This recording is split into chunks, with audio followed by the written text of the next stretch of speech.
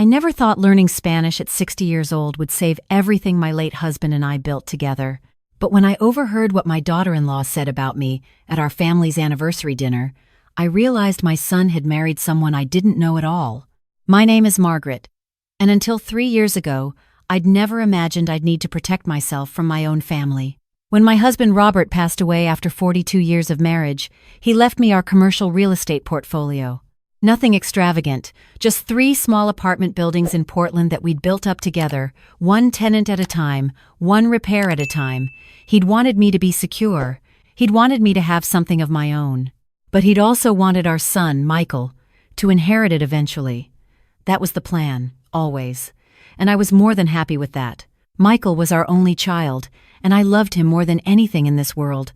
Still do, despite everything that happened. The problem wasn't Michael. It was Veronica. My son met Veronica at a real estate conference in Seattle 4 years ago. She was beautiful, ambitious, fluent in Spanish because her mother was from Mexico, and she worked for a large property management firm. They dated for 8 months before getting engaged. I liked her at first. She seemed smart, driven, and she made Michael happy. That was enough for me. Or so I thought. They got married 6 months after Robert's funeral. Looking back now, I can see how quickly everything moved.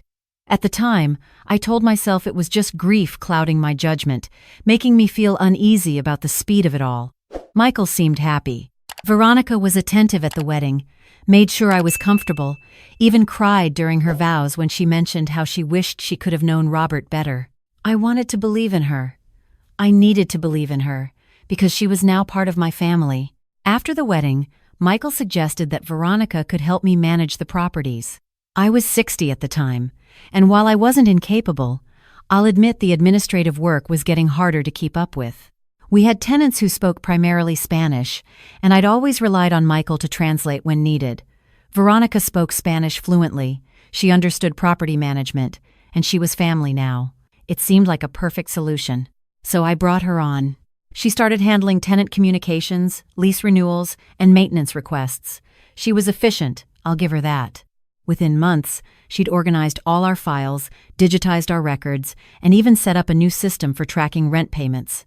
She told me it would make everything easier when it came time to pass the business to Michael. I trusted her. That trust started to crack about a year into their marriage during a casual dinner at their house.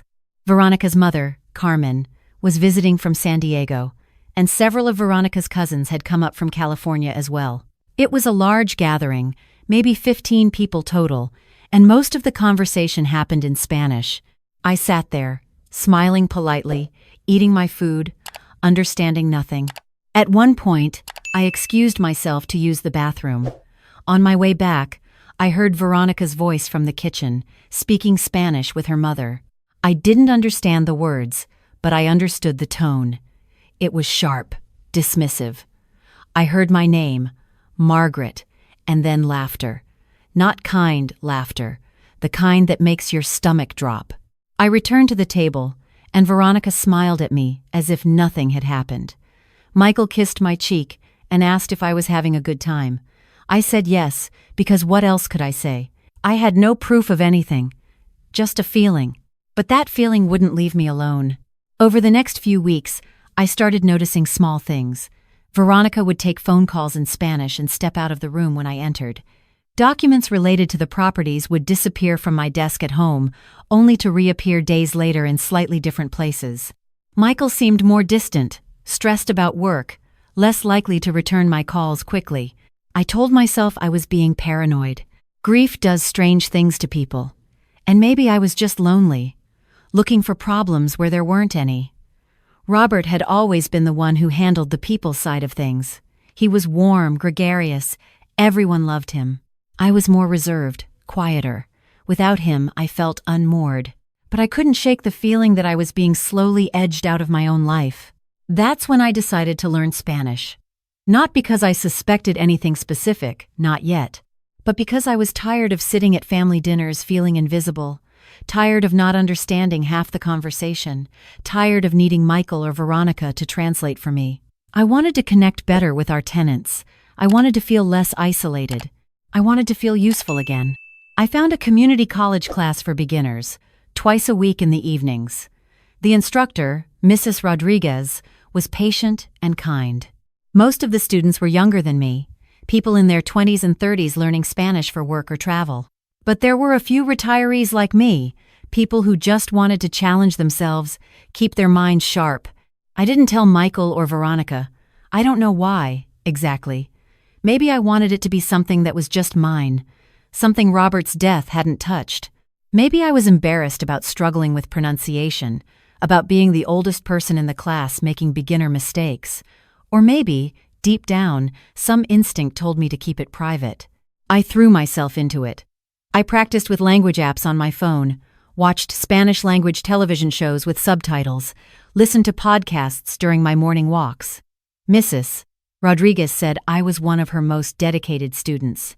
It gave me purpose during a time when I felt like I'd lost mine. After about 6 months, I could understand basic conversations. After a year, I could follow along with most casual discussions, though I still struggled with complex topics or rapid speech. After 18 months, I was fairly confident. I could read Spanish-language news articles, understand phone conversations, and even chat with our tenants directly. But I never mentioned it to Michael or Veronica. By that point, I'd started to understand snippets of their conversations, and what I heard made me want to understand more before revealing what I'd learned. Little comments, here and there. Veronica on the phone with her mother, saying something about waiting for the right time. Michael telling Veronica that she wouldn't understand the numbers anyway. Veronica laughing with her cousins about La Vieja, the old woman, too stubborn to step aside. I didn't have the full picture yet, but I knew something was wrong, so I kept quiet, kept learning, kept listening. The breaking point came 3 weeks ago, at what was supposed to be a celebration. Michael had organized a dinner to mark the 3rd anniversary of him taking over day-to-day operations of the properties. It wasn't technically his business yet. The properties were still in my name, but he and Veronica had been managing almost everything for the past 2 years. I'd stepped back, let them handle it, trusted them. The dinner was at an upscale Mexican restaurant downtown that Veronica had chosen.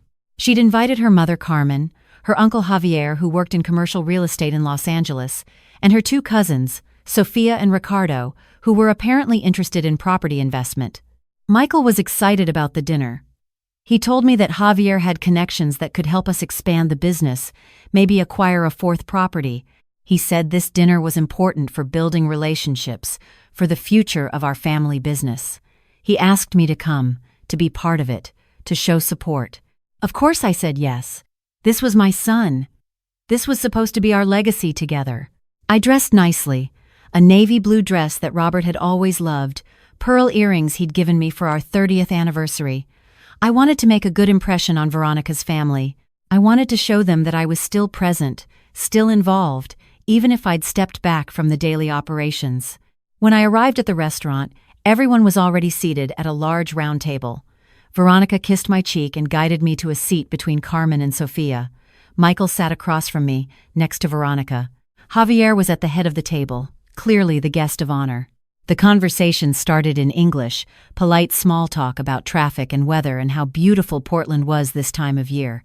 Drinks were ordered, appetizers arrived, everyone was warm and welcoming. Javier asked me about the properties, how long we'd been in the business, what made us decide to invest in real estate.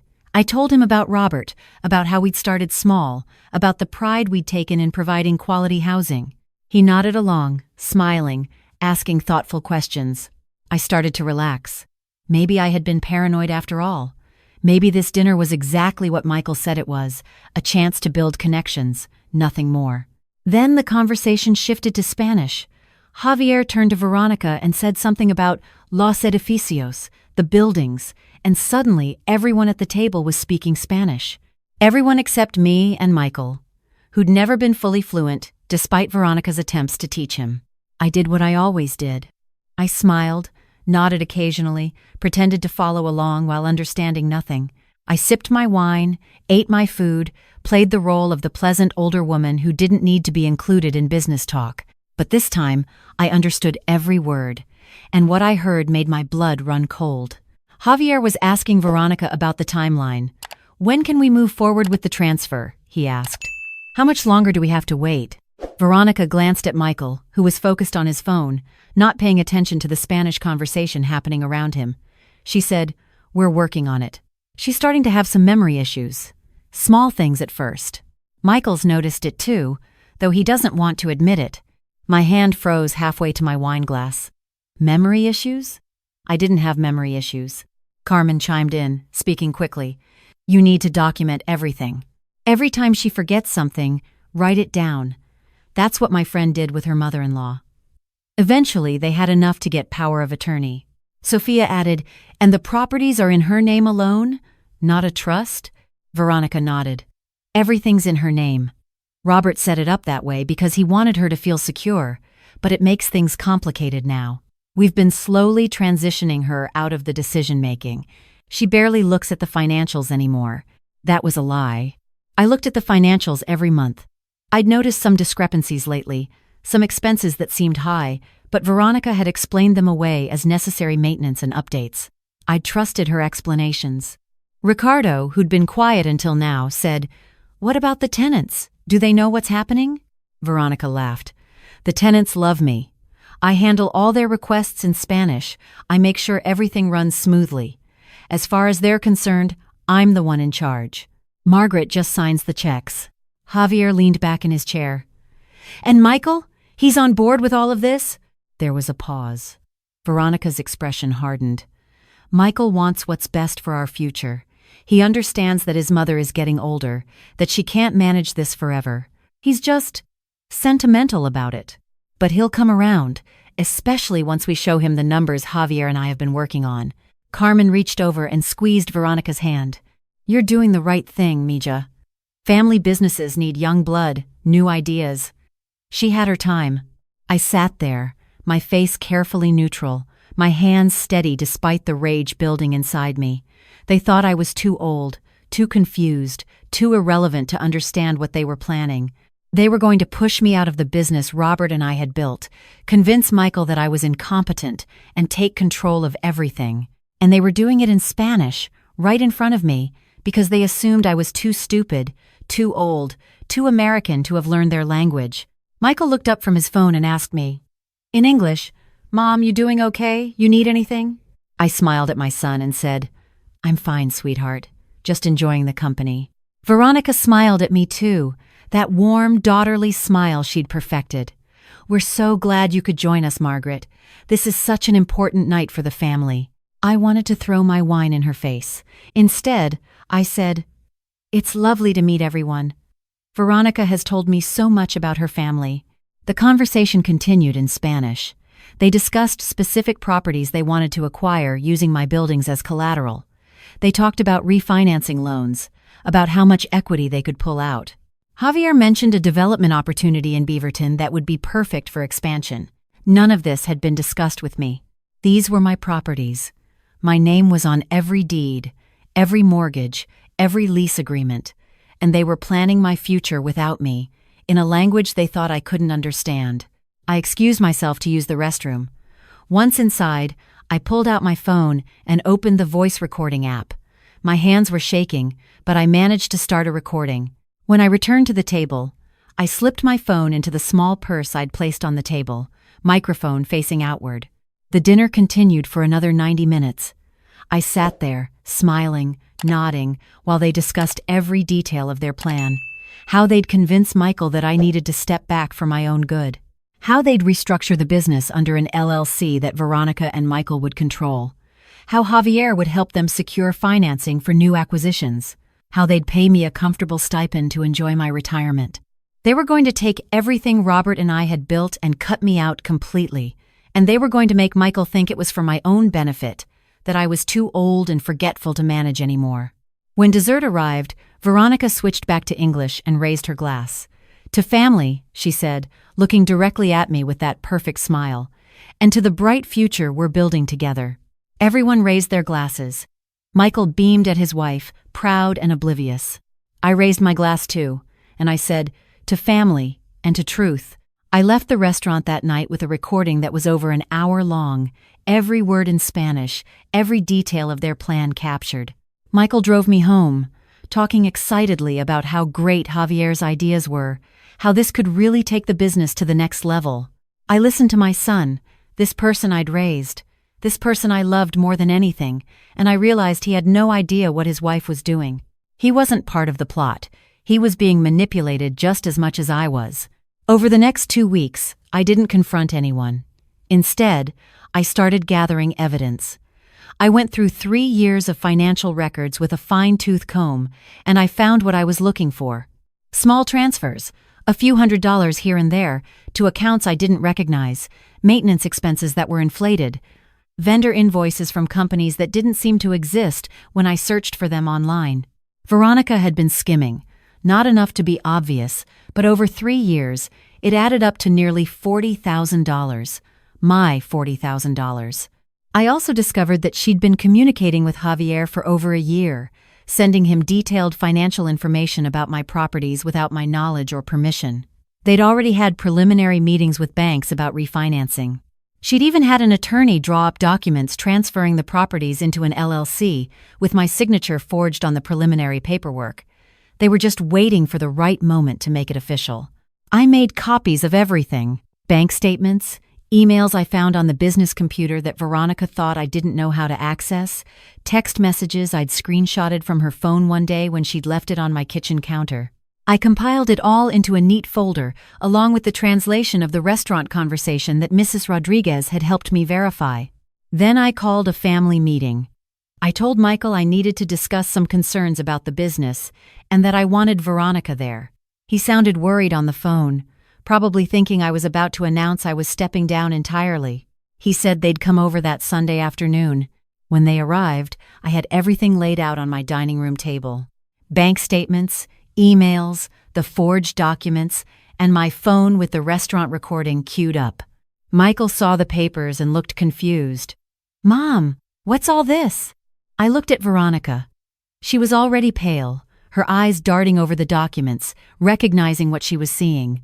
I said, in perfect Spanish, "Why don't we discuss this in a language you're more comfortable with, Veronica, since you've been conducting so much business behind my back in Spanish?" Her face went white.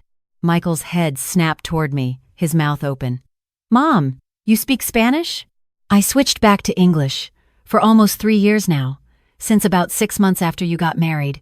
It's amazing what you can learn when you're motivated. I picked up my phone and played the recording from the restaurant. As the Spanish voices filled the room, Veronica sank into a chair. Michael stood there, listening to his wife and her family discuss manipulating him, pushing me out, taking control of everything. When the recording ended, the silence in the room was deafening. Michael's voice was barely a whisper.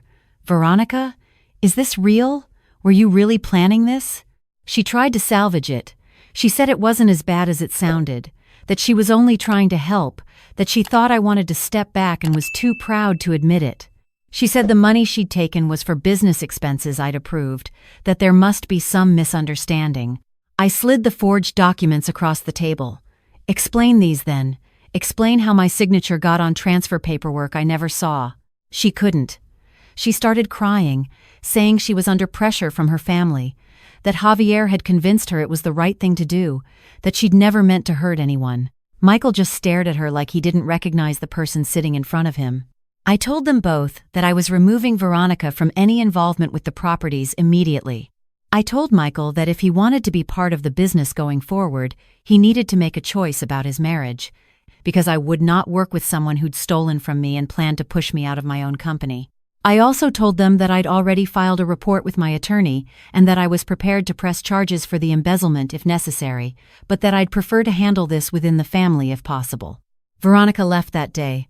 Michael stayed, sitting at my kitchen table, crying like he hadn't cried since he was a little boy. He said he didn't know, that he'd trusted her, that he'd thought her family was just being supportive. He said he'd noticed me pulling back from the business and assumed I wanted to retire, that Veronica had told him I was having memory problems and he'd been worried about me. I showed him the financial records, the real ones, demonstrating that I was as sharp as I'd ever been. I showed him the pattern of theft, the communications with Javier, everything. He filed for divorce 3 days later. It turned out there was a prenuptial agreement. Robert had insisted on it before he died, and Michael had signed it despite Veronica's objections. She wouldn't get any of the properties. She'd get her personal belongings, and that was it. The divorce was finalized 2 months ago. Michael moved back in with me temporarily while he figured out his next steps. We spent a lot of time talking, really talking, about the business and the future and what we both wanted. He apologized more times than I can count. He said he should have paid more attention, should have trusted his instincts, should have protected me better. I told him that Veronica had been very skilled at manipulation, that she'd played on his love for me and his desire to help. I told him it wasn't his fault, but I also told him that moving forward, I was staying involved in the business. Not because I didn't trust him, but because this was my legacy too, and I wasn't ready to give it up just because I'd turned 60. We've restructured things. I handle the finances and major decisions. Michael handles day-to-day operations. We hired a property manager who's bilingual to handle tenant communications. We're both learning from this, and I'm still taking Spanish classes. Mrs. Rodriguez says I'm nearly fluent now. I practice with our tenants, who are delighted to discover I can finally speak with them directly. They tell me they never quite trusted Veronica, that something always felt off about her. They like working with me and Michael better. As for Veronica, I heard through mutual acquaintances that she moved back to San Diego. She works for her uncle's real estate company now. I hope she learned something from all this, but I'm not holding my breath. What I learned is that you're never too old to learn something new, and you're never too old to fight for what's yours. When my husband died, I felt like part of my life was over. In some ways, it was. But I'm not finished yet. Not by a long shot.